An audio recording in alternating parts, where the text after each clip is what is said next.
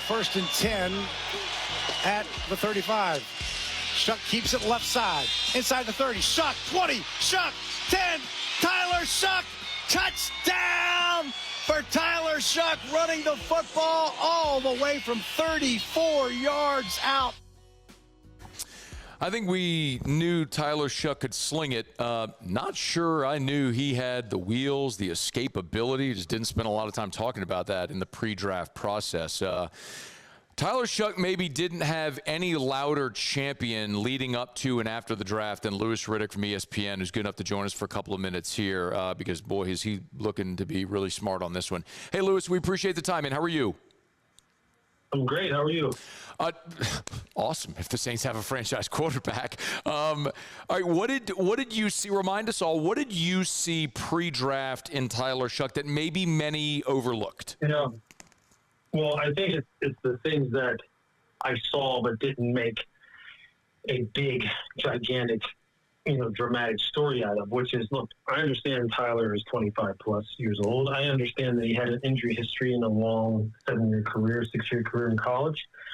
But I knew like the story behind the injuries and how they happened and how sometimes that's just a part of football, that he's not someone who is necessarily injury prone relative to how he was used when he was in college, when he was at the stops previous to Louisville. And number two, his age really doesn't mean anything in a day and age where we got guys coming out of retirement who are 45 years old, okay? No. It's not like we haven't seen quarterbacks playing into their mid to late 30s anyway. So let's just say at the very most, if you got a decade out of Tyler Shough, wouldn't that be something that someone would want if you did a decade's worth of franchise caliber quarterback play? That being said, so those were two things that people were just, they just took that low-hanging fruit and were like, this guy can't be worth a damn. Why the hell would you draft this guy? I mean, look how long he played in college, and look how old he is. And look at his injury history. Number two, when he went to the combine, do you remember the one throw that everyone kept running on a loop as far as him trying to do kind of like a different arm angle slot type of throw, like a no-look pass at the combine? I knew he was going to do that. He wanted to show people that he had a different type of skill set, a very unique type of skill set, but he also realized that wasn't a real smart thing to do in that setting. So he didn't do it anymore, and he wound up having a great workout. Now, once I got past all that crap, which everyone wanted to hang on, I went down to Louisville twice last year. I saw him play twice in 2024. Jeff Brom is a good friend of mine. His brother, Brian Brom, coaches him down there. I talked to Tyler twice. I watched him play against SMU. I studied his tape against Miami. I called their game against Clemson when he went into Death Valley and beat them last year. The kid has got size. He's got speed. He's got good feet. He's got a great arm. He's got a huge capacity from a football intellect standpoint. He played a pro-style offense. He can make every single throw. He can run 4.64 in the 40. He's a family guy. He's very dependable, very trustworthy. I mean, there really wasn't a whole lot not to like about him. And then when you threw him the tape, I mean, it was all there. The one thing that you wanted to see with Tyler once he got to the pros and as he continued to grow was you wanted to see poise under pressure, poise under duress. Nice, calm mind, calm body, calm feet in the pocket when people were really bearing down on him. Because he showed it in spurts. It needed to be more consistent when he was at Louisville. You're seeing that now. You're seeing Kellen has tapped into that to the point where, obviously, let's just say this. The kid is locked into the offense pretty damn good at this point, to the point where you don't see any of that nervousness in the pocket. You don't see any of that, holding on to the football too long. The ball is out. He's decisive where he wants to go, and he can run, as we saw against Tampa. Now, I know that's a long-ass answer right there, but I'll tell you what. And people looked at that stuff instead of going, wait a minute, look how old he is and look how many times he's been hurt. We don't want him. Well, maybe then now you would have been going, well, I think I can see why this kid's playing pretty darn good. Yeah. And that's why the Saints, look, there's a long way to go for him. But the Saints are looking pretty damn smart, in particular Kellen Moore. Hey, Lewis, by the way, talk radio is great because you can have long-ass answers, and that's why we have you on us to talk. So you talk as long as you want to talk about this, and I'll shut up and listen. So, okay, 5 starts in. I'm going to ask you to dig a little deeper because you scratched the surface there, but 5 starts in from the first start against the Rams to what we saw this last week against Tampa. Where have you seen the most progression in 5 starts? I think it's that calmness that I'm talking about. It's the confidence, the body language, the ability, no matter what the situation is, to remain calm, to not look like someone who's starting to come apart at the seams, starting to have bad reads, starting to have happy feet, starting to want to bail out of the pocket when nothing is there, turning the football over unnecessarily, forcing the ball into double. I mean, of course there's going to be mistakes, but it's the composure that you continue to see become better and better and better and better. But he's going to have errant reads. He's going to have misfires.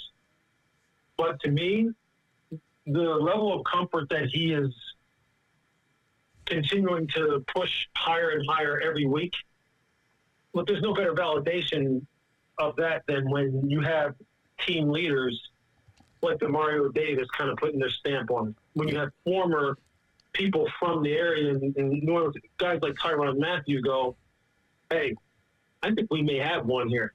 I think we've got our guy. Players don't always know, but players know. Players can really identify guys who they say, hey, I'll follow that dude. And they'll also tell you guys who they won't follow. They're telling you they'll follow this kid after 5 starts. Yeah. He's on Twitter at Riddick ESPN. He's Louis Riddick, good enough to hang out with us here for a couple of minutes. Okay, one of the big questions, Louis, we've had here is how do you evaluate Tyler Shough? And it was similar with Spencer Rattler when, quite honestly, the Saints aren't a good team. The offensive line is banged up. They traded away Rashid Shaheed. Alvin Kamara's hurt. Like, you don't even have a full complement of NFL weapons around him. So what is realistic to look at with this team? And then how do you project a guy if you actually do put talent around him? Yeah, you see, that's always a question people ask, and I understand why. But there's a way about going about your craft, regardless of who's around you, that can give you, as an evaluator, some semblance of, or enough data to where you could project comfortably, well, this is probably what this would look like if he did have a full complement of weapons around him in terms of blocking, weapons on the perimeter, a good, stable running back situation. And a lot of times it's not going to be reflective in 300-yard passing games, 3 touchdowns a game, QBR of 9. Sometimes it's not going to come out in the objective data like that. And so and you're going to have to do some projecting. But there's also things that these guys, meaning the Saints organization, are privy to that no one else is. They see him every day from the moment he walks in the building to how he takes care of his body, to how he acts in meetings, to how he is in walkthroughs, to how he is in 7-on-7, in team, in red zone, in 2-minute and third down situation, what he's like post-practice, what he's like in the post-practice meetings. They have access to all that info that allows them to make an even better assessment about as to whether or not when the situation's better for him, as far as his health, he may go from here to way up here. And I think with him, that's what they're going to wind up doing. Yeah. And he's giving you no reason to think otherwise at this point. The only reason why you wouldn't make that jump with him relative to all the things you're talking about that he doesn't have is because you had it in your mind before he even got in there. This guy ain't good enough. He's just not good enough. So what I'm going to do is I'm going to try and confirm my bias with all the negative data points that support what my preconceived notion about him was. And that's what people have done to him from day one. From the time he went to the Senior Bowl, all the way through the combine, through the draft, he's going to have to fight that until he has one of those 3,500, 4,000-yard seasons, 30 touchdown seasons, and takes the Saints to the playoffs. And even then it'll change. Then it'll change to, well, hell, anybody could do this with all these weapons. You know what I mean? At that point, Louis, I don't care about the narrative, brother. I just want to see the Saints back in the playoffs. Well, you know what I'm saying. No, of course. Yes, of course. There's plenty of quarterbacks who have great seasons who then people say, well, hell, I could do that if I had those weapons. And then there's quarterbacks who don't have a damn thing working in their favor, and they go, well, look at him, he sucks. It's like, well, do you see who he's throwing to? Do you see what his offensive line looks like?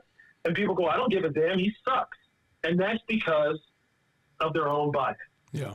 Like, a lot of times that's what happens.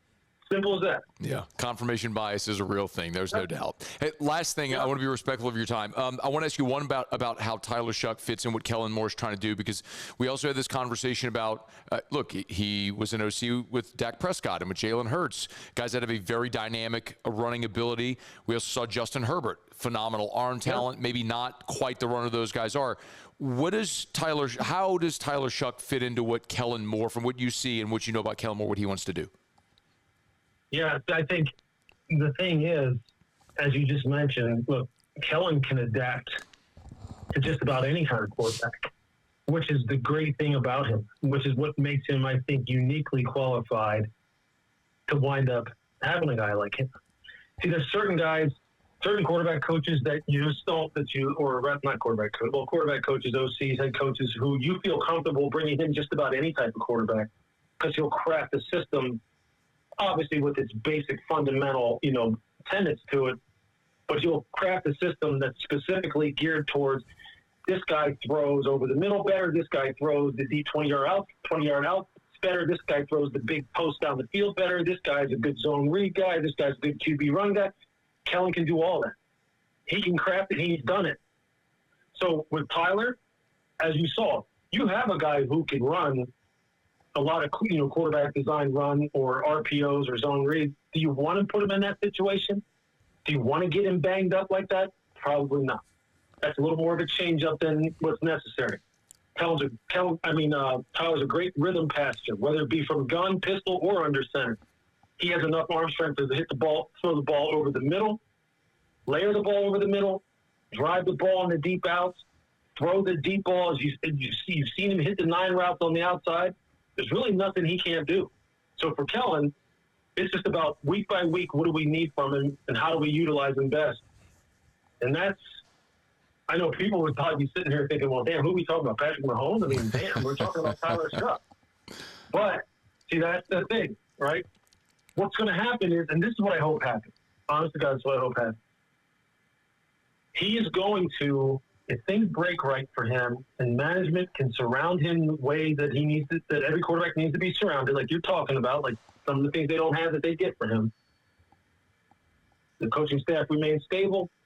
Even the assistants, they remain stable. And this kid continues to ascend. There's really, to me, there's nothing he can't do. And I'll just leave you with this. There's a very, very, very, very smart head coach in the NFL right now who's tutored some pretty damn good quarterbacks, who thought that this guy was maybe the best pure thrower in the entire draft last year, period. So take that for what it's worth. And that's not me just saying that.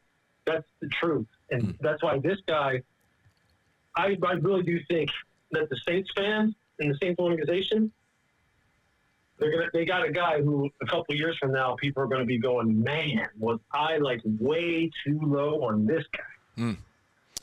Well, your words carry a lot of weight. You saw it before so many others did. So we appreciate the time. Louis Riddick, ESPN, at LRiddick, ESPN. You'll give him a follow on Twitter. We'll probably bother you again at some point down the line, man. We appreciate you so much for your time. I hope so. All right, man. Take care. It's our pleasure. Louis Riddick, good stuff. Hey, thanks so much for watching. Please leave your comments. I love to interact. And be sure to hit the red subscribe button below.